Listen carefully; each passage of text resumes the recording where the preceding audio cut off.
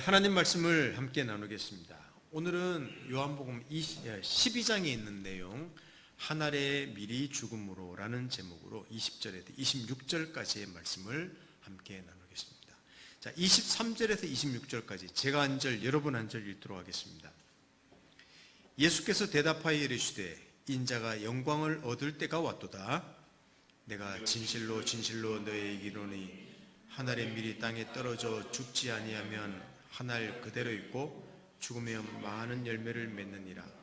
자기의 생명을 사랑하는 자는 잃어버릴 것이요 이 세상에서 자기의 생명을 미워하는 자는 영생하도록 보존하리라. 사람이 나를 섬기려면 나를 따르라. 나 있는 곳에 나를 섬기는 자도 거기 있으리니 사람이 나를 섬기면 내 아버지께서 그를 귀히 여기시리라. 아멘. 이번 부활주의를 앞두고 또 부활주의를 기다리면서 지금도 마찬가지지만 2000년 전 그 당시의 사람들도 도무지 이해할 수 없었던 한 인격, 예수라는 분이죠.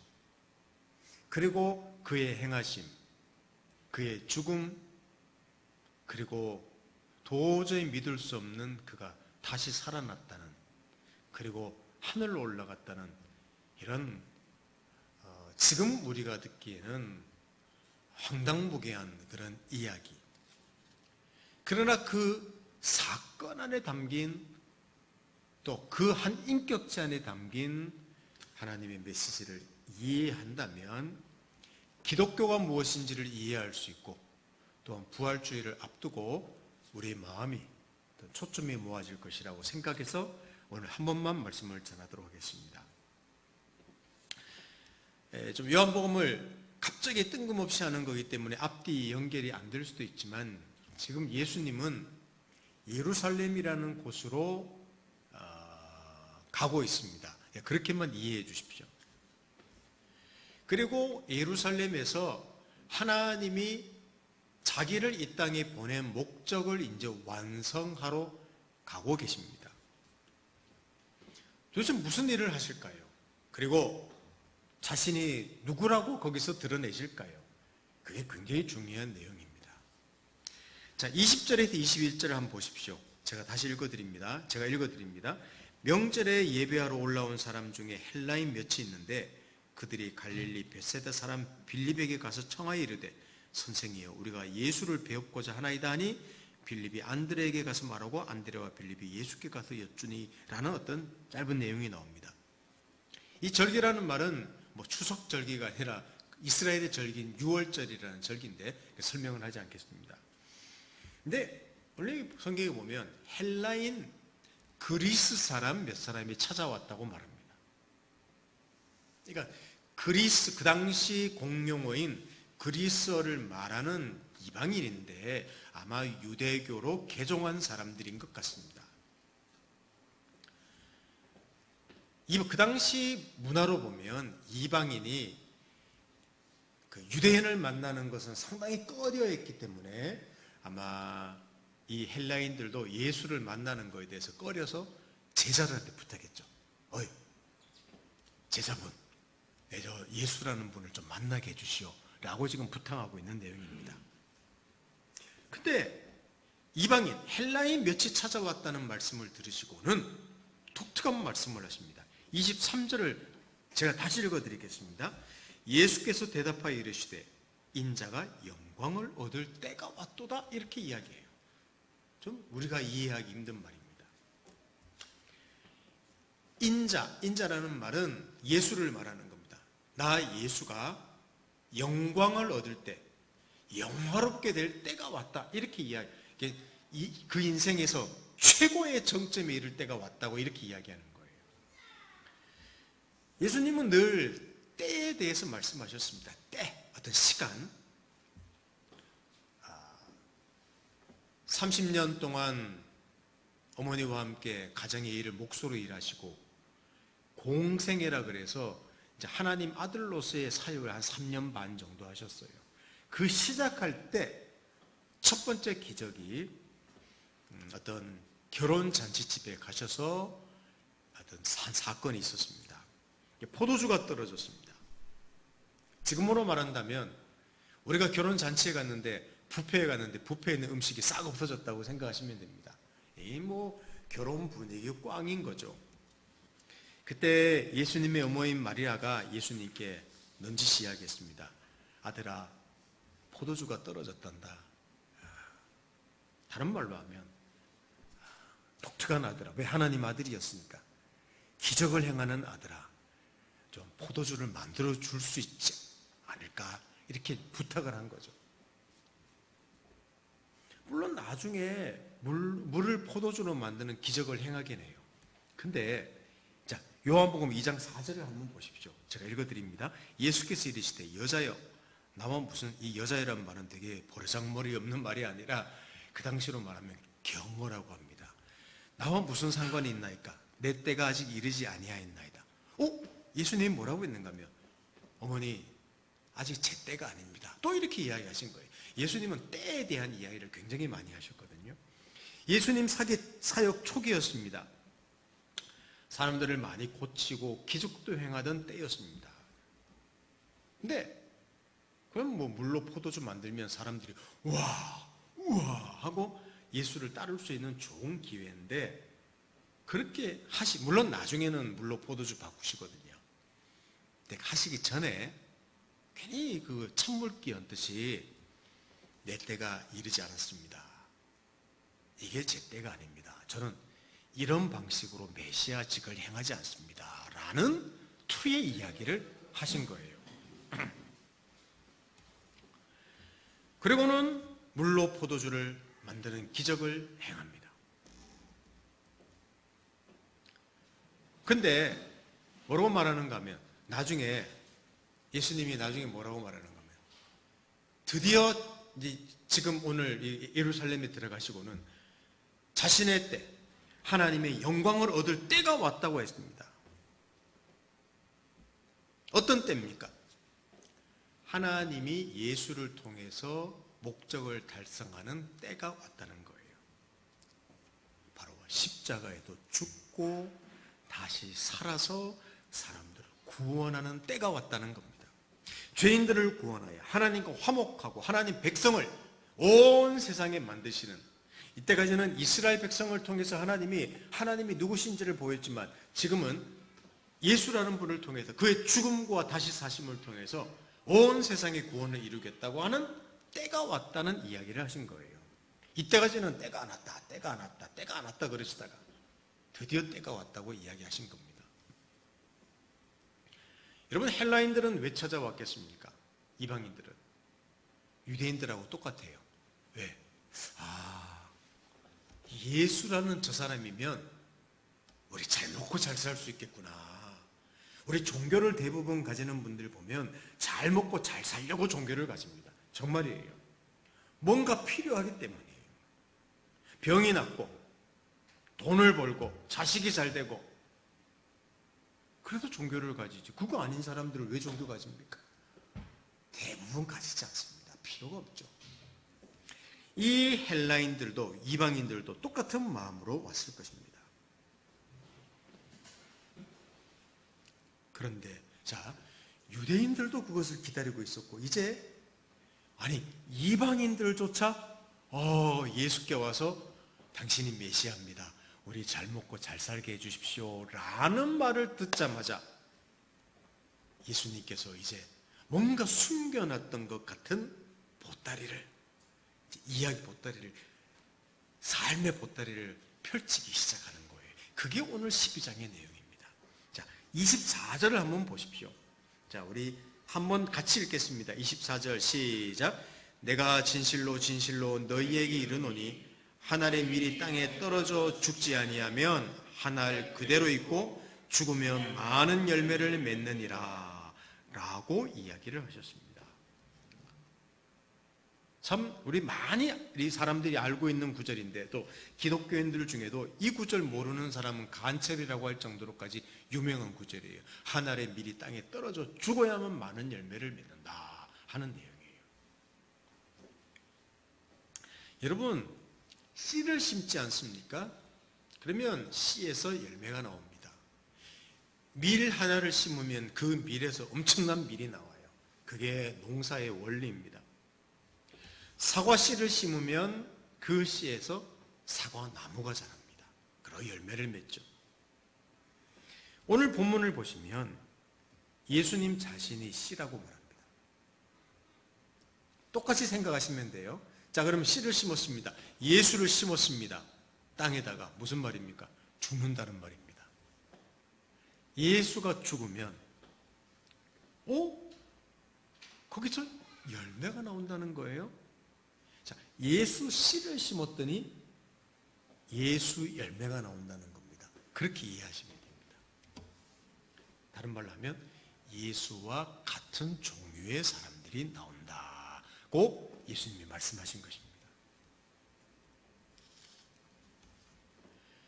사랑하는 성도 여러분, 성경에서 말하는 구원이란 그 사람 자신에게서 나오는 것이 아닙니다. 그의 열심, 그의 정성, 그의 지성, 그의 결단, 그의 희생, 이걸로 구원이 이루어지지 않는다고 합니다.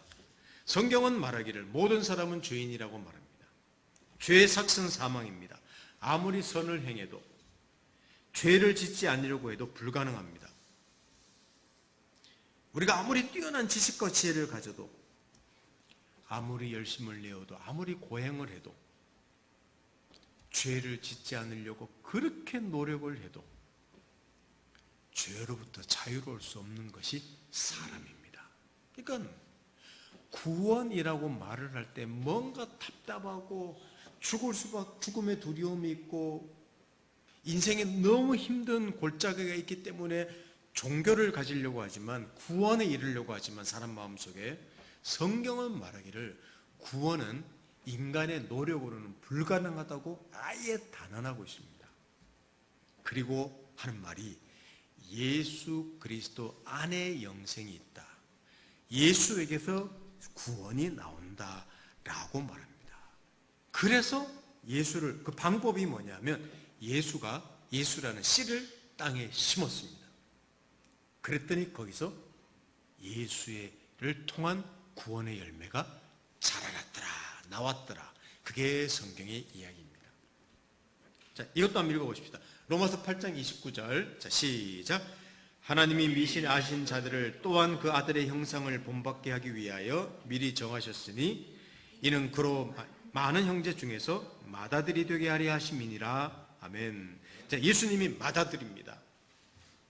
맏아들이란 말은 그와 같은 아들들이 생긴다는 말입니다. 이게 그런 의미예요. 사과를 계속 얻으려면 사과를 심어야 되는 것처럼 예수를 심어서 예수를 닮은 자들이 나오는 것입니다. 이게 오늘 예수님이 지금 예루살렘으로 들어가셔서 자기가 하고자 하시려는 일이라고 말씀하고 있습니다. 여러분, 이거는 구원에 관해서 굉장히 중요한 비밀입니다. 아까도 말씀드렸지만 모든 종교는 중요하게 여기는 게 있습니다. 정성이에요. 예전에도 아시지 않습니까? 우리 TV 같은 거 옛날 드라마 같은 거 보면 내가 아들이 없어, 자식이 없어. 자식을 낳게 하기 위해서 천지신명님께 빌 때 어떻게 합니까? 항상 목욕 재개하고 정한 술을 떠놓고 깨끗한 옷을 입고 정성을 다합니다. 심지어 자식이 좋은 대학교 들어가게 하는데도.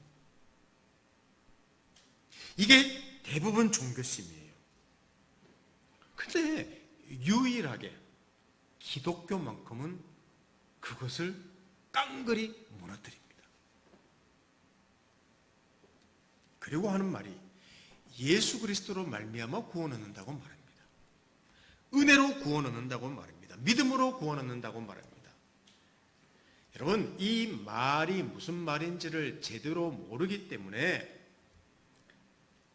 다른 종교와 다르다는 사실을 잘 몰라요. 이게 종교 중에 하나라고 생각해요. 예수를 심고 믿음, 은혜를 심는데 그들의 삶에 보면, 열매를 보면 전혀 그렇지 않다는 겁니다. 그래서 요한복음 12장 25절이 나옵니다. 자, 제가 읽어드리겠습니다. 요한복음 12장 25절을 보십시오. 자기 생명을 사랑하는 자는 잃어버릴 것이요 이 세상에서 자기의 생명을 미워하는 자는 영생하도록 보존하리라. 좀 되게 거부감을 주는 말이거든요. 자, 생명을 사랑하면, 네 생명 살아가면 잃어버릴 것이다. 네 세상에서 네 생명을 미워해라. 그러면 영생하도록 보존한다. 이런 말이 나와요. 이게 무슨 말인가 하면 많은 사람들이 이 문자 그대로 이해합니다. 뭔가 고행을 겪고 직장도 버리고 가정도 버리고 교회만 나오고 취미도 버리고 오직 주여 주여 하기만 하면 복을 받는 것이다. 이렇게 이해하는 구절이기도 해요. 전혀 틀린 말은 아니지만 여러분, 물론 이렇게 사는 삶을 기뻐하는 분들도 있지만 그래도 기독교 신앙도 별것 없구나. 어느 종교나 가지면 다 마음대로 살지 말라 하는 거구나. 힘드는 거구나. 정성을 들여야 하는 거구나. 돈 다 바쳐야 되는 거구나. 이렇게 생각하기 쉬운 구절입니다. 그런 의미가 아닙니다. 이건 무슨 내용인가 하면 우리가 가진 것으로 하나님 앞에서 우리를 의롭게 할 수 없다는 말입니다. 그러니까 자기 생명을 사랑하면 잃는다.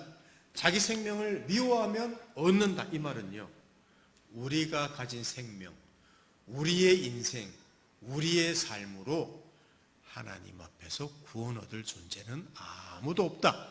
이렇게 말하고 있는 내용입니다. 똑같은 구절이 누가복음 9장 23절도 나오고 있습니다. 누가복음 9장 23절도 한번 같이 읽어보겠습니다. 시작.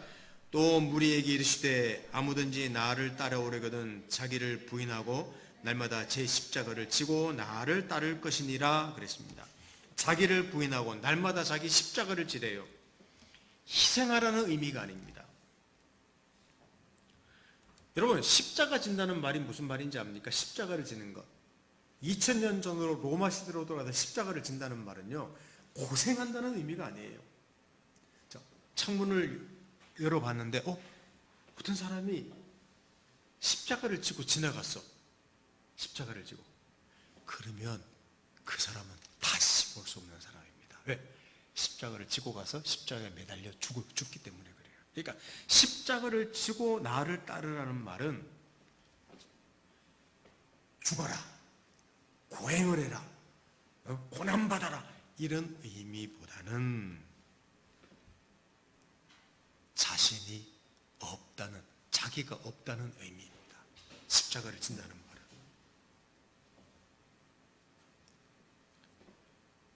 여러분, 자기가 없는데 어떻게 하나님 앞에 자랑할 수 있겠습니까? 그렇지 않습니까? 내가 있으면요, 내가 자랑할 게 있으면요, 예수가 필요 없습니다. 그 십자가를 지라는 말은 내가 없는 거니까, 야, 너 자랑할 것도 없어. 자랑할 게 뭐 있어? 교만할 게 뭐 있어? 예수만 필요하다는 이야기가 바로 이 이야기입니다. 그렇습니다. 성도 여러분, 하나님 자녀가 되는 것은, 우리가 구원 얻는 것은, 우리의 죄 문제를 해결하는 것은 인과율이 아니라고 말합니다. 인과율, 잘 들으십시오. 인과율. 원인이 있어야지 결과가 있다는 그런 법칙을 말합니다. 기독교는 이것을 성립하지 않습니다. 많은 종교는 그래도 네가 이 정도는 해야지 복을 받지 하는 게 모든 종교라면, 기독교는 그 인과율이 없습니다. 그리고 하는 말이 믿음으로 구원받는다는 말을 그렇게 많이 써요. 이 말은 정성을 들였기 때문에, 열정을 가졌기 때문에, 믿음이라는 것을 원인으로 했기 때문에 그런 의미가 아니라, 믿음이라는 말은 믿는 대상 때문에, 그분 때문에 나한테 구원이 주어진 것이지 나에게서 원인을 두고 나온 것이 아니라는 표현이 믿음으로 구원 얻는다는 말의 의미입니다. 이게 기독교에서 굉장히 중요한 의미입니다. 이게 우리 오늘 다 살펴보지 않았지만 요한복음 내내 이야기하고 있는 겁니다. 요한복음 자, 제가 간단하게만 말씀드리겠습니다. 요한복음 1장부터 무슨 이야기가 나오는가 하면요, 빛이, 하늘로부터 빛이 이 세상에 임했다고 했습니다. 불덩어리 떨어진 게 아니라 빛이신 분이 오셨다는 말이 예수라는 분이에요. 그런데 빛이 왔는데 사람들이 전혀 그가 누군지 모르더라는 말이에요. 이건 똥인지 된장인지 구분도 못하더라. 그게 인간의 본질이라고 요한복음은 처음부터 이야기하고 있습니다. 그런데 그러면서 요한복음 앞부분에 한 유명한 사람, 그 당시 유명한 사람을 등장시키는데 잘 들어보십시오. 니고데모라고 하는, 쉽게 말하면 지금으로 말하면 성경 박사, 성경에 고수되는 사람을 한 사람 기록하고 있습니다. 근데 그 사람이 예수를 찾아왔습니다. 뭔가 답답한 게 있었던 모양이에요. 근데 예수님이 그를 향해서 하신 말씀이 아주 독특합니다. 생각해 보십시오. 그 당시 성경 박사라면 예수님하고 대화를 할 만한 분인데, 이 성경의 고수한테 예수님이 요구하신 것은 너무 특이한 내용이에요. 도무지 이해될 수 없는 말이에요. 자, 그게 요한복음 3장 3절 한번 보십시오. 예수께서 대답하여 이르시되 진실로 진실로 내게 이르노니 사람이 거듭나지 아니하면 하나님 나라를 볼 수 없느니라. 사람이 다시 태어나지 아니하면 하나님 나라를 볼 수 없다고 말합니다. 아니, 이게 무슨 말일까요? 다시 태어나라는 말이. 다시 태어난다는 말은요, 이렇게 이야기해야 돼요. 이 사람이 고수기 때문에, 그래, 네가 아무리 고수더라도 이게 좀 부족하단다, 이게 부족하단다, 이렇게 해줬으면 좋았을 것인데, 예수님은 다시 태어나라는 말은 이 말입니다. 니고데모여, 당신이 가진 것 아무것도 쓸모가 없소, 이렇게 말한 거예요. 당신이 가지고 있는 것으로 구원받을 수 있는 조건은 아무것도 없소. 다시 태어나라. 다 필요 없다는 말이에요. 지금까지 쌓았던 공적, 지금까지 쌓았던 덕행, 모든 것들이 다 종교심도 그렇고 필요 없다. 이 이야기를 다시 태어난다는 말로 예수님이 설명하신 겁니다.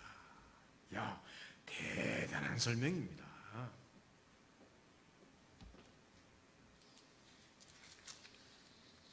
그러므로 그리스도인이란, 구원 얻는 사람이란 누구냐? 바로 예수 그리스도 안에 있는 사람, 예수 그리스도를 따르는 사람입니다. 자, 요한복음 12장 26절 한번 보십시오. 요한복음 12장 26절, 사람이 나를 섬기려면 나를 따르라. 나 있는 곳에 나를 섬기는 자도 거기 있으리니 사람이 나를 섬기면 내 아버지께서 그를 귀히 여기시리라. 간단하게 말한다면, 너희가 구원 얻으려면 그냥 나 있는 곳에 너도 있으면 된다, 이렇게 이야기하신 거예요. 예수가 있는 곳에 함께 있으면 된다는 이야기가 26절 이야기입니다. 사랑하는 성도 여러분, 그렇습니다. 예수 안에서 하나님과 평화를 누립니다. 예수 안에서 죄가 사해집니다. 예수 안에서 하나님 사랑을 얻습니다. 예수 안에서 모든 복을 얻습니다. 예수 안에서 견고해집니다. 예수 안에서 언제나 소망이 넘칩니다. 이것이 그리스도인입니다. 이것이 새 사람입니다. 겉은 똑같아요. 근데 속이 달라진 사람이 된다는 겁니다. 이게 고린도후서 5장 17절 같이 한번 읽어볼까요? 자, 고린도후서 5장 17절 같이 한번 읽어보겠습니다. 시작. 그런즉 누구든지 그리스도 안에 있으면 새로운 피조물이라. 이전 것은 지나갔으니 보라 새 것이 되었도다. 새로운 존재가 된다는 이야기가 바로 그런 이야기란 말입니다. 바울도 똑같은 이야기를 했습니다. 빌립보서 3장 7절에서 9절을 한번 보십시오.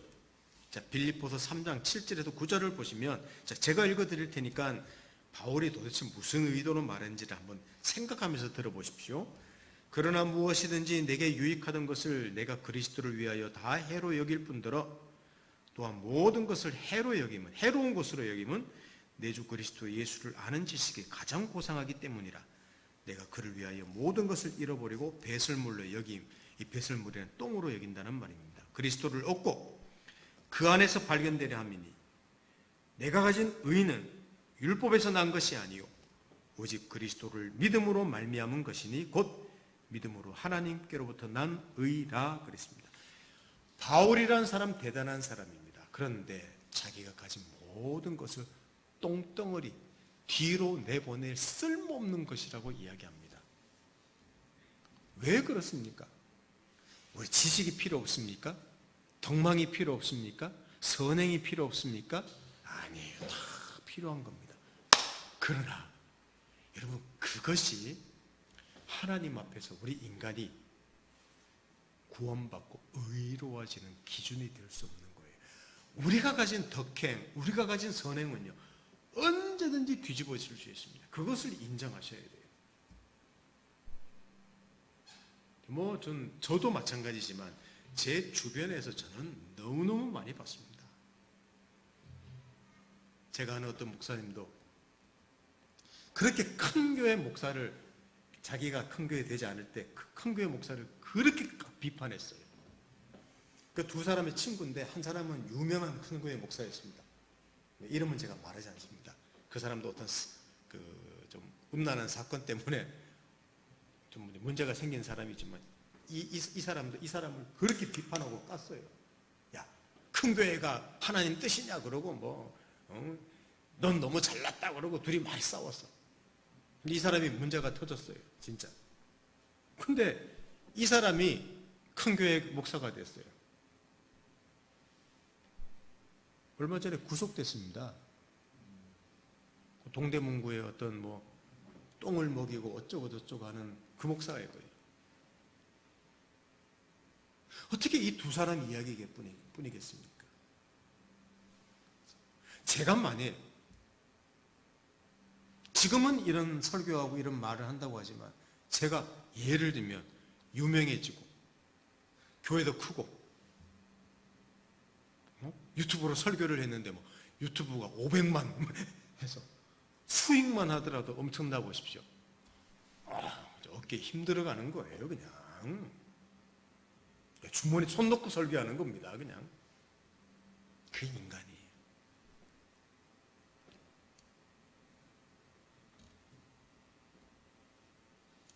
그러니 바울이 말했던 그 모든 것을 똥으로 여긴다는 말은 아무것도 아니고 오직 내가 하나님 앞에서 거룩해 줄 수 있는 것은 예수 그리스도 뿐이다, 이렇게 고백했던 것입니다. 성도 여러분, 우리는 하나님 앞에서 번듯하려고 합니다. 예를 갖추어야 한다고 생각합니다. 제가 청년부 시절에 저희 청년부에 한 형이 있었는데, 선배가 있었는데 소아마비 형이었습니다. 근데 그 형이 신학교를 갔어요. 근데 교인들 중에 몹쓸 말을 하는 분들이 있었습니다. 어떻게 소아마비가 신학교를 가냐고, 부정한 사람이, 이런 이야기를 하는 분들이 있었습니다. 아니, 하나님 앞에 그러면 그 소아마비는 못 가고 저는 멀쩡하게 갔다면 저는 정말 마음이 멀쩡한 사람입니까? 아니에요. 마음이 맹인이기도 하고 마음이 소아마비이기도 하고 마음이 불구이기도 한 사람인데 그걸 이해를 못했다는 사실이죠. 은혜란 무엇입니까? 자격 없는 자에게 베푸는 무한한 호의입니다. 이 기독교 중심에는 바로 이 은혜가 자리 잡고 있습니다. 늘 은혜를 말합니다. 아니, 은혜를 의지할 수밖에 없습니다. 하나님이 우리를 예수 안에서 호의로 대하신다는 것은 너무너무 놀라운 이야기입니다. 그런데 기독교인들의 삶을 보면요, 행위만 남아 있습니다. 가만히 보면요, 행위만 남아. 열심히 해야 된다. 헌금을 많이 해야 된다. 정성을 들여야 된다. 아니, 다시 종교로 돌아가 버린 것 같아. 그렇다고 기독교가 마음대로 살자는 그런 의미의 이야기는 저는 아닙니다. 정말 예수 그리스도를 보낸 하나님의 구원의 길이 무엇인지를 안다면, 인간의 본질이 무엇인지를 안다면 예수 그리스도 안에서 우리한테 은혜로 구원 얻었다는 그 말의 의미가 얼마나 위대한 것인지, 우리를 그렇게 보신다는 사실을 안다면 사실 기독교만큼 위대한 종교는 없는 거예요. 요한복음 12장 32절을 한번 보십시오. 그래서 자, 같이 읽어보겠습니다. 12장 32절의 마지막 구절입니다. 시작. 내가 땅에서 들리면 모든 사람을 내게로 이끌겠노라 하시니. 아멘. 땅에서 들리면이라는 말은 십자가에 매달리는 것을 말합니다. 예수가. 그러면 그것이 십자가에 매달려서 죽고 그가 땅에 묻히고 다시 살아남으로 말미암아 사람이 지은 죄에 대한 형벌이 치러지고 하나님 앞에서 그가 의로워진다는 이야기를 오늘 성경은 하고 있는 길입니다. 이것이 하나님의 일하심이요, 이것이 우리의 수준입니다. 여러분, 인간 한번 생각해 보십시오. 얼마나 뛰어납니까? 저는 깜짝깜짝 놀랄 때도 있어요. 거의 창조주 수준에 이르렀다고 할 정도로까지 과학이나 문명이나 기술이나 학문도 뛰어나요. 그래서 어떤 분들이 말하기를 인간은 진화한다. 아주 미생물부터 시작해서 점점 진화해서 이렇게 고등한 동물까지 됐다고 하는 말이 그럴듯해 보입니다.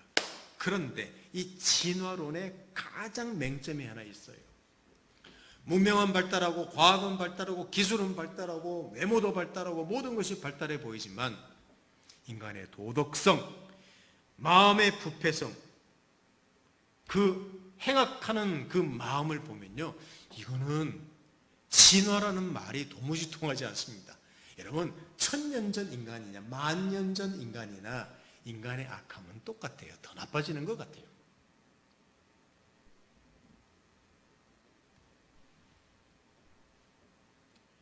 그래서 이 66권 성경에 있는 내용을 통하여 그렇게도 이스라엘 백성이라는 한 민족을 통하여 인간이 본질이 도대체 무엇인지, 얼마나 하나님께서 복을 주셨는데도 그때만 헤헤거리지, 그 다음에 조금만 시간 지나가면 다시 제자리에 돌아가고, 하나님이 또 복을 주시면 다시 또 제자리에 돌아가는 인생인지를 여러분, 성경 이스라엘이라는 한 민족을 통하여 그림책처럼 보여준 것이 뭐냐면 성경책입니다.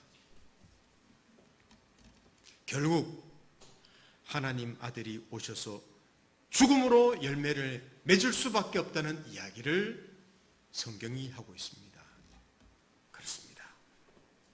사랑하는 성도 여러분, 성경을 통해서 감동받으려고만 하지 마십시오. 성경을 통해서 그렇게 지겹도록 하시는 하나님의 메시지를 우리는 들을 수 있어야 됩니다. 하나님의 마음, 하나님의 그 사랑과 은혜, 하나님의 일하심, 하나님의 목표를 볼 수 있어야 합니다. 그 일을 얼마나 열심히 하시며 얼마나 사람들을 은혜로 대하시는가를 우리는 알아야 된다는 말입니다. 여러분, 우리 인생을 무엇에 올인하고 있습니까? 도대체 우리가 무엇을 만들어내고 있습니까? 저는 그것을 하지 말라는 말은 아닙니다. 그러나 자신이 누구인가를 알아가기를 바랍니다. 그래서 우리의 본질을 알아가면 좋겠습니다. 우리의 내면을 알아가면 좋겠습니다. 우리가 무엇을 만들어내는지, 우리라는 존재가 만들어내는 것이 무엇인지를 좀 알아나가는 그런 존재가 되면 좋겠다는 거예요. 우리 그 생각 안 하고 삽니다. 그냥 열심히만 삽니다. 이게 가장 큰 문제예요. 내가 열심히 돈 법니다. 열심히 일합니다. 힘들면 쉽니다. 즐거운 일들을 찾습니다. 여러분, 인생을 그거로만 살지 말자는 거예요. 나란한 인생이 도대체 만들어내는 것이 무엇인가? 그것을 한번 생각해 보면 좋겠습니다. 그래서 얼마나 하나님 은혜가 필요한지, 하나님의 도우심이 필요한지, 그래서 기독교에서 말하는 예수라는 분, 하나님 아들이 오셨다는 게 그래서 그런 거구나. 그거 왜 죽으셨는지. 여러분, 그냥 자기를 찔러 죽이는 사람들 앞에서 저들의 죄를 용서하옵소서. 여러분, 그냥 그런 심파극을 보여주기 위해서 예수님이 죽고 하신 게 아니라는 겁니다. 또 그가 대신 죽었기 때문에 우리도 보답하려는 마음으로 우리도 열심히 살아야 된다? 그게 아니라는 말입니다. 기독교 이야기는, 성경 이야기는 인간이 만들어내는 것을 보라는 이야기예요. 멀리서 찾지 마시고 우리 자기 자신을 보십시오. 내 속에서 무엇이 나오는지, 내 생각에서 무엇이 나오는지, 내 입에서 무엇이 나오는지. 아니, 그리고 조금만 주변을 돌아보십시오. TV 뉴스만 틀어보십시오. 뭐 뉴스는 믿을만 하다고 생각하십니까? 아니에요. 뉴스들, 가짜 뉴스도 얼마나 많은지 모릅니다. 인생이 그런 거예요. 여러분, 내가 어떻게 하겠습니까? 그것만 보십시오. 제가 국회의원이 되면 그 못하는 게 인간이란 말이에요. 목사도 그걸 못합니다.